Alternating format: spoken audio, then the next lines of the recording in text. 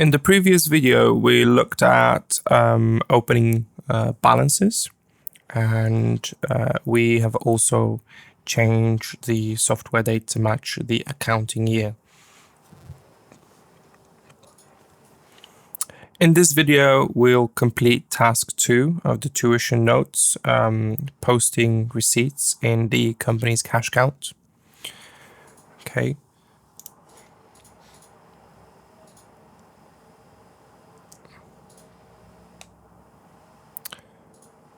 To do so, we'll open the bank accounts module and we'll highlight the cash count.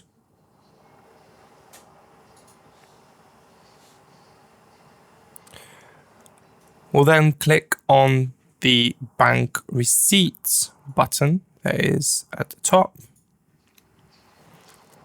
and the bank receipts window will open. In this window, one of the most important buttons that you'll be using is the Calculate Net button.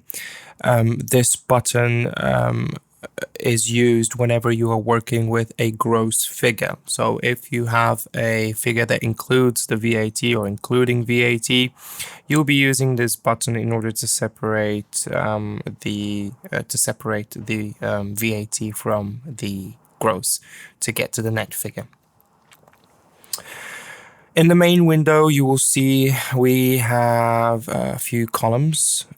We've got the bank column, which shows our bank accounts or the account that we're working from. We've got the date column, the reference column, nominal code column. We've got the details column, the net column, the tax code column, which we can open, and you can see all the tax codes available. We'll be using T1 for now. And then we've got the tax itself at the bottom. At the top, you can see the total amount that we are processing. If we click into our bank column, you can see all the available bank accounts, including the cash count. But we are working from the cash count at the moment, so we'll leave it as 1230, so the nominal code of the cash count. The first transaction happened on the 17th of May, 2020.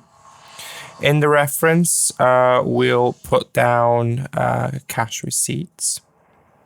The nominal code is for sales advisory. So we need to tell the software where the money is coming from. It's coming from sales advisory. So that's going to be 4001 in the nominal code box. In the details, we'll just put the name of the transaction. So that's sales advisory. Okay, so the amount that we have for the sales advisory is £950, but we've got including VAT next to it. So when we see including VAT, this means that this amount is a gross amount. So we'll type in 950 in the net column, but then we need to make sure to click Calculate Net. And when we click Calculate Net, you will see now that we'll have the net and the tax separated. If you hit enter a few times, you'll get to the second row where we need to make sure that we type in the nominal code of the cash count, which is 1230. The date for the second transaction is the 21st of May 2020, and the reference is the same, cash receipts. The nominal code for this transaction is for sales bookkeeping, so income nominal code, which is 4000. So if we can just type in 4000, you will be able to see the name of the account. And in the details, we'll type in the name of the transaction, which is sales bookkeeping. The amount is £320 plus VAT, which means that this is just the net figure, and the tax will be added automatically by the software. So we can just type in £320 in the net column, enter a few times to get to the third row.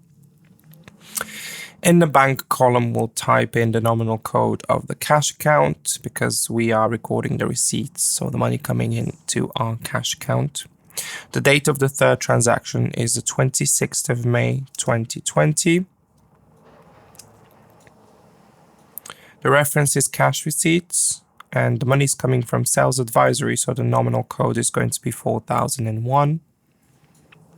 In the details, we'll type in the name of the transaction, so sales advisory, and the amount that we have for this transaction is £129 plus VAT. So again, it's the same case as the transaction above. It's a net figure, so we just type in the figure and then hit enter a few times. The computer will calculate the sales tax automatically. Hit enter a few times to get to the fourth row, and this is the last transactions for this task. So this transaction happened on the 27th of May 2020. Again, we are recording it into the cash count. The reference for this transaction is capital. It could also be cash receipts as well. It's not really an issue if you've got it under something else. And the nominal code is 3000 for the capital. And then in details, we'll just type in capital invested. The net is £1,500. And because it says no VAT, we need to use code T9 to make sure that we ignore that VAT. There are two ways to ignore the VAT. First one is to select T9 from the drop-down menu. And then the second one is to just simply type it in. So T9, and this will ignore the VAT once you click or once you press enter. Now, these are all of our receipts into our cash count at the moment. We can see that currently our cash count is at 500 quid. But if we hit save, you'll see the cash count has increased in value to £3,488.80. This was the cash receipts task, which was task 2 from your tuition notes, and in the next video we'll be looking at task 3, cash payments.